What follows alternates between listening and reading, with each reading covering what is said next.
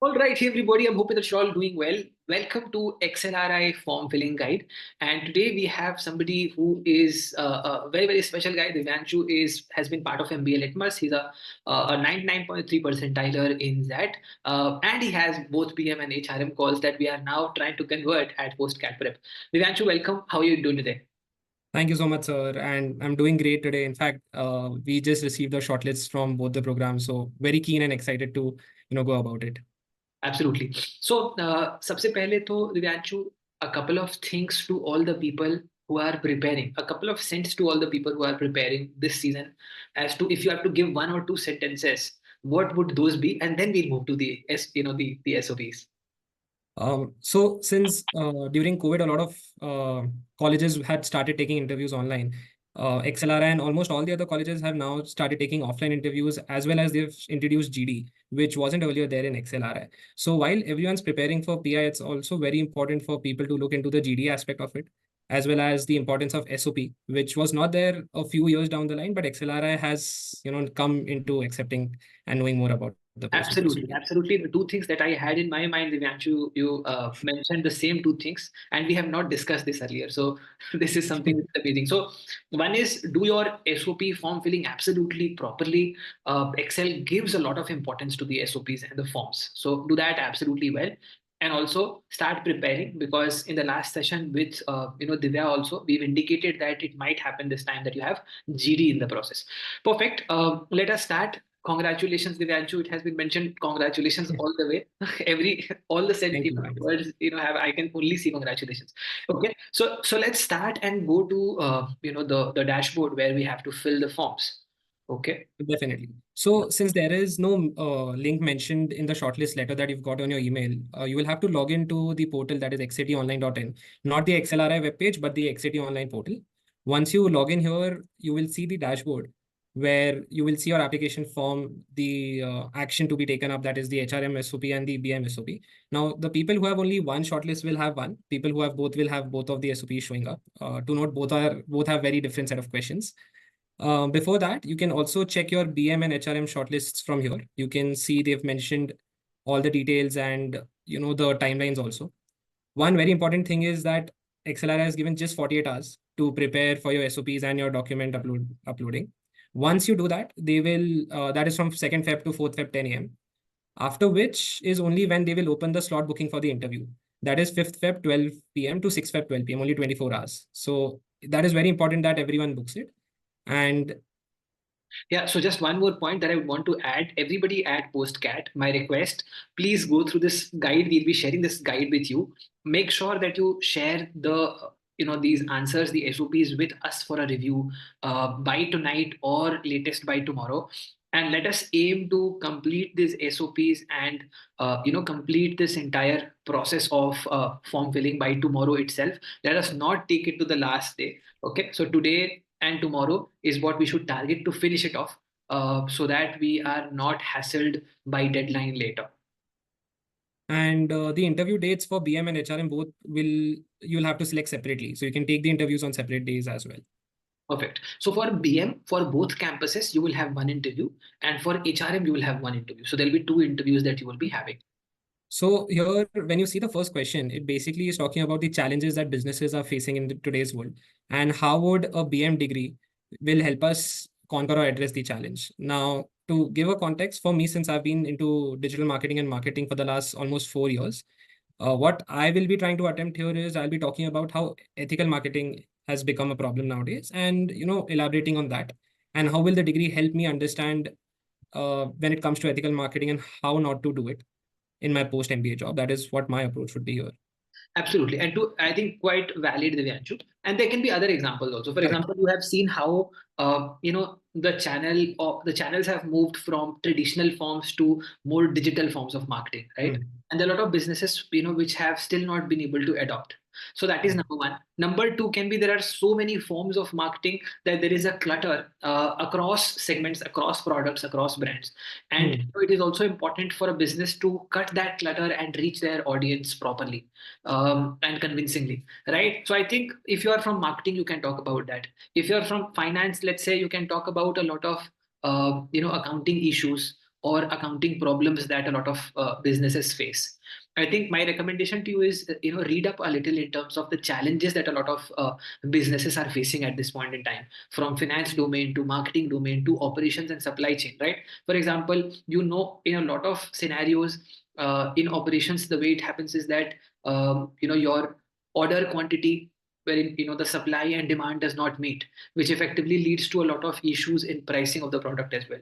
So there are a lot of issues that a lot of businesses face. If you have encountered something like that during your project or work experience, you can talk about that.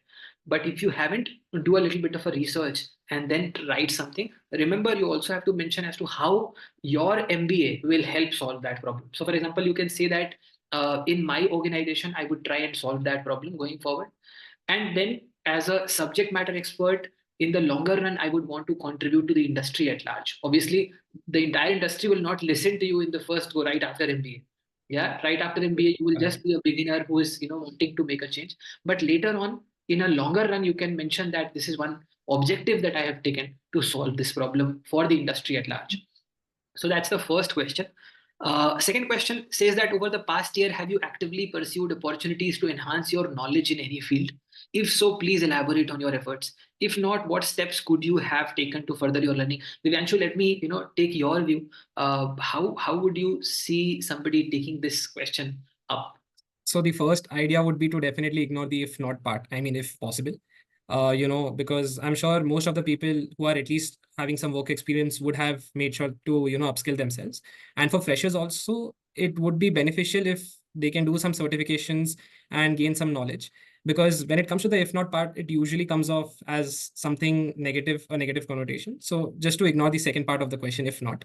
When it comes to the over the past year, again, when it comes to work experience, I personally did a lot of upskilling when it came to new digital marketing trends. Similarly, all the other business functions or people in different industries must have done it during their work also, so they can highlight that. And when it comes to freshers, definitely, while they were doing their graduation, they can also talk about the certifications that they had done, maybe pre-MBA certifications or courses through, it can be through different platforms like Udemy or Academy that someone might have, then they can put it here. Correct. Divyanshu, to add to that, I think for work experienced people, the people having work experience, I think it is fairly easy. They can talk about their own job role that they've tried to understand one element better, right? Or some technical knowledge that they have gained during this entire period.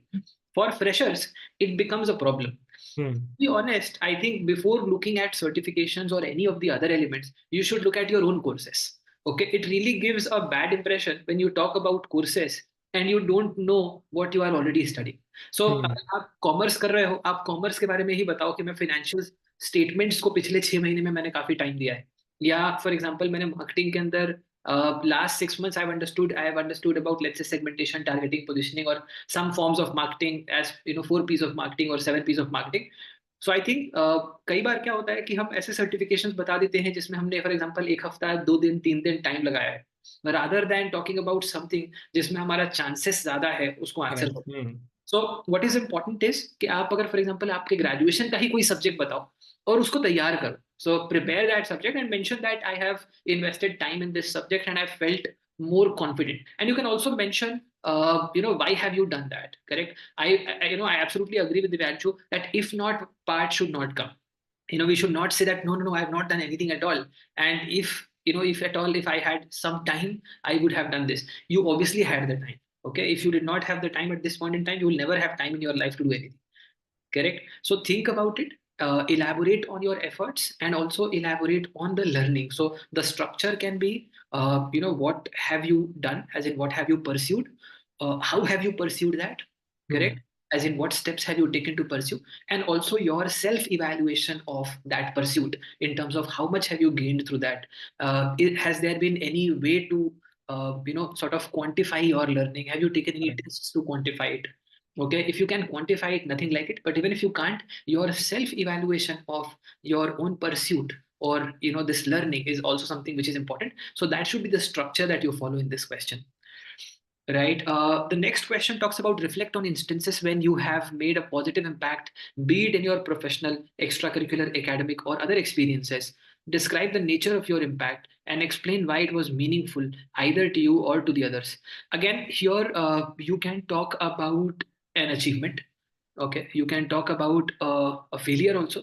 Anything which you believe has made any positive impact to you or to the other people at large. Divyanshu, how do you look at this one? Definitely so, and I also agree to what you said. In fact, if someone's worked with any NGO or maybe have donated something at an orphanage or maybe help them out, even that would definitely be of an positive impact because it clearly states that it can be professional, extracurricular, academic, or any other experiences. So I believe anything that's made mostly the people have a positive impact on you or vice versa would definitely add up here. Yeah. So I think again here something which you believe is defendable. Okay, something that you've not made up. Don't put anything Absolutely. that you've made up. So I think that is something which I would want to tell you for all the answers. Try to introspect and think. Okay, let's say if you've not done anything which has been impactful to the people or the society at large, but if you believe that it has been impactful in your own life, in the life of your family members, or it's more driven towards you also, you can mention it. They'll not think that you are a selfish person. But if you really make something up and then you get caught in the process of explaining it, that really looks very bad. Okay, so think about it, and try and see if you've made a impact at a larger level.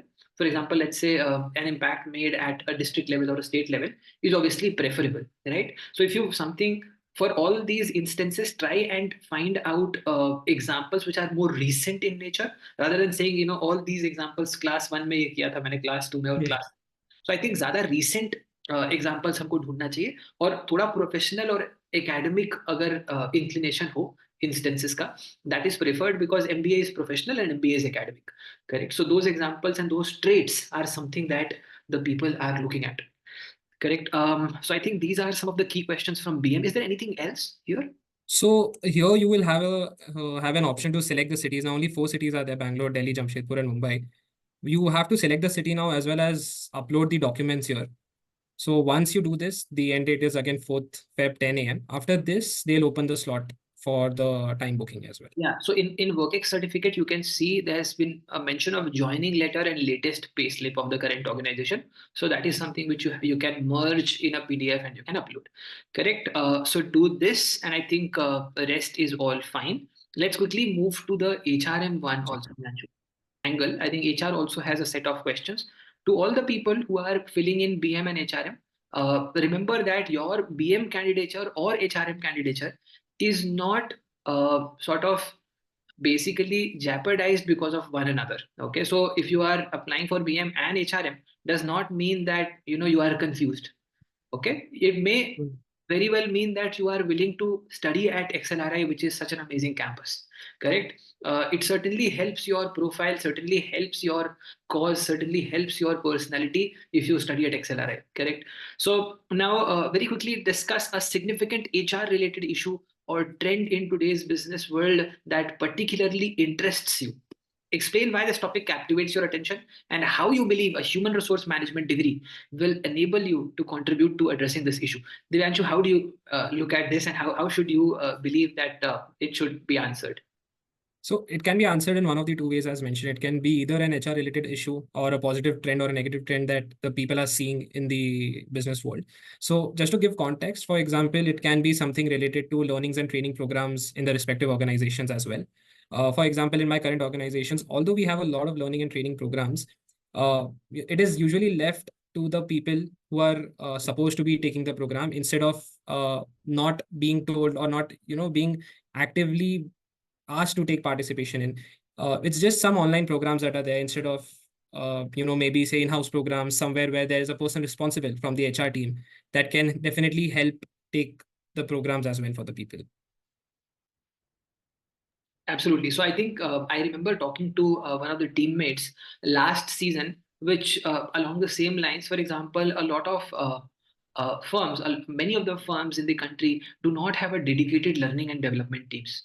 Okay, so I think that is one Hmm. related issue which I had discussed. And I'm just giving an example. There can be several other examples. If you think about your own organization or you talk to any HR manager, I think what you can do is you can talk to any HR manager or anybody that you know has worked in the HR department, can give you a very good sense of this. One thing which I can tell you as an example is that a lot of organizations don't have a learning and development department, and learning and development is generally left to the function teams. For example, let's say the sales team manages their own learning and development. Operations team will manage their own learning and development. And since these teams are pretty busy with their own work, their KRAs and KPIs, generally the learning and development part gets ignored.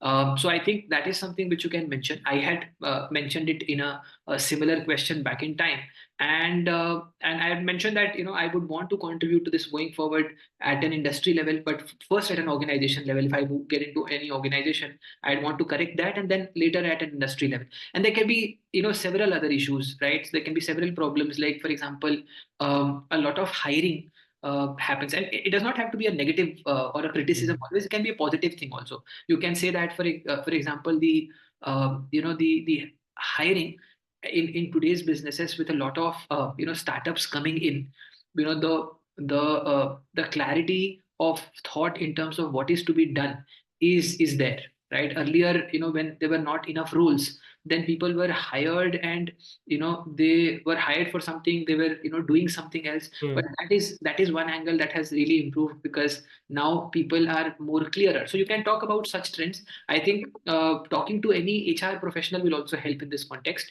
But I've given you a few examples that you can ponder upon and do your own research before writing this answer.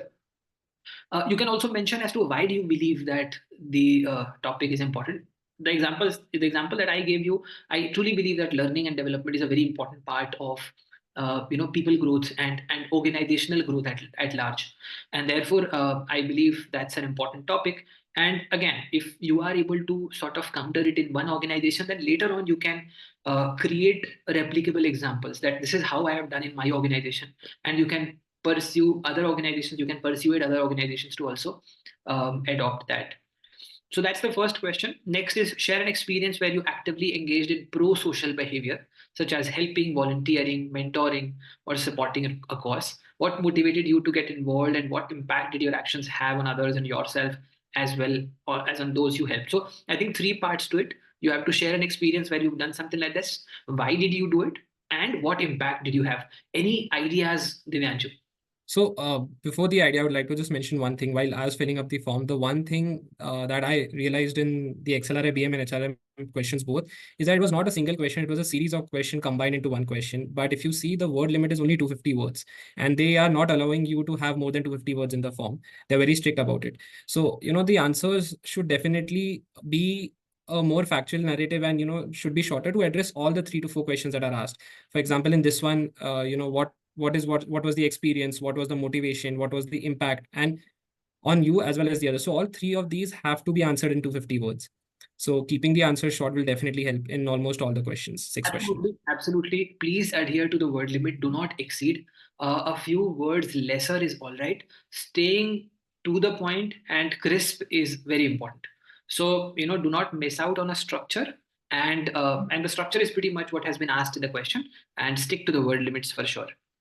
All right. Now the last one says that, can you recall a situation where someone's behavioral cues were unclear or contradictory?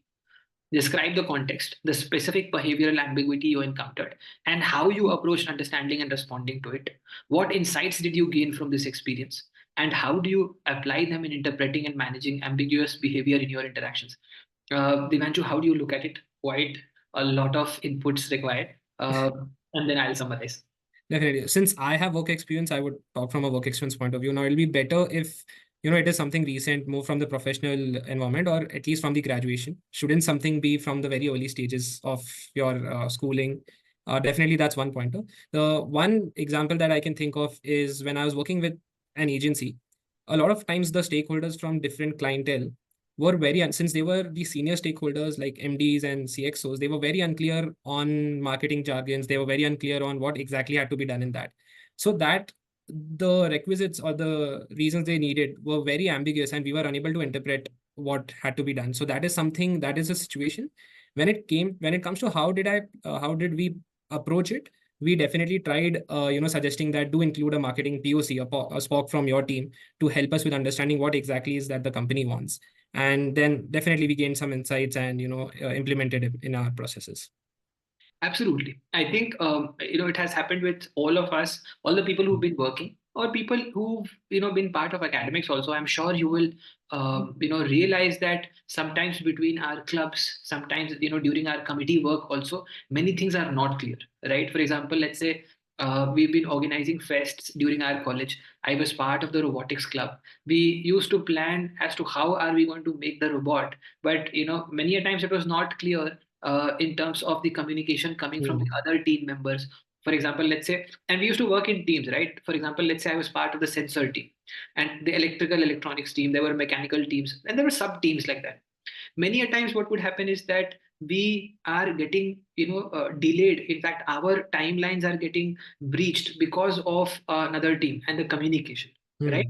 So how did we go about it is effectively we created a sort of a Gantt chart or a tracker wherein we used to have very strict timeline management, and effectively we used to put deadlines and put very strict and stringent deadlines.